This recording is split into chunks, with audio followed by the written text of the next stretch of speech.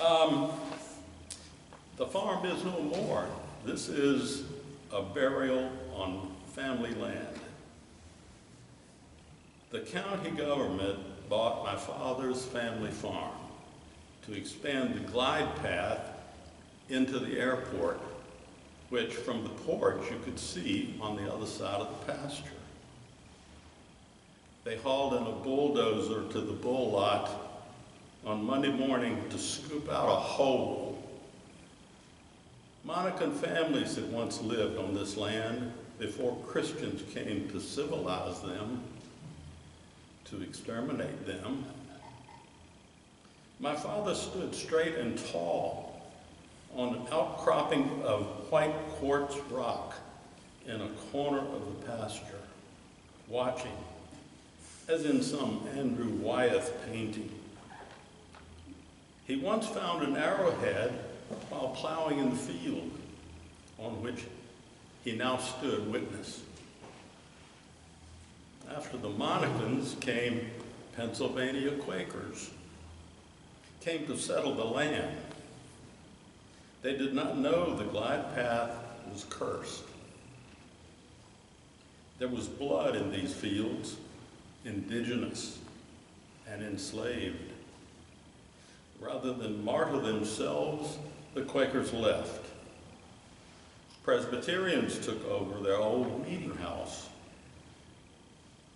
The bulldozer crushed the farm to sticks and wire,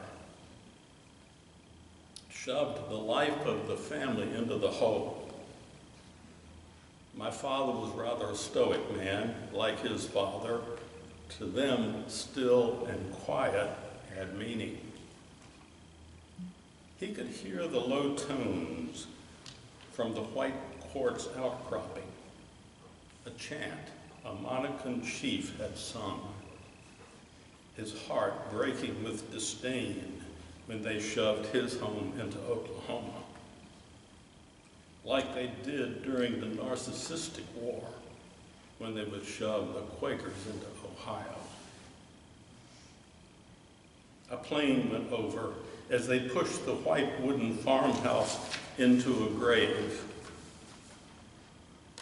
Then the weather-beaten barn, 2 chicken coops, the milk house, and the smokehouse, wafting of ham and bacon grease on a downwind across the pasture.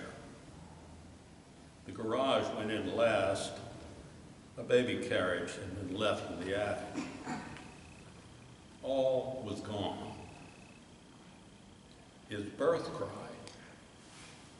the laughter of his siblings, the sound of thankful relief when spring crops first made their way to the Sunday dinner table.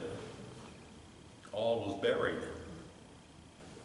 He made no sound or gesture while they buried his mother's prayer she had offered up when polio stalked county schools.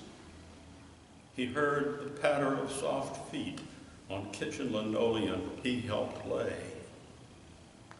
That went into the grave too, as did the squeak of the front porch glider. My father heard the cows at the gate awaiting milking, chickens pecking about for scratch in the barnyard.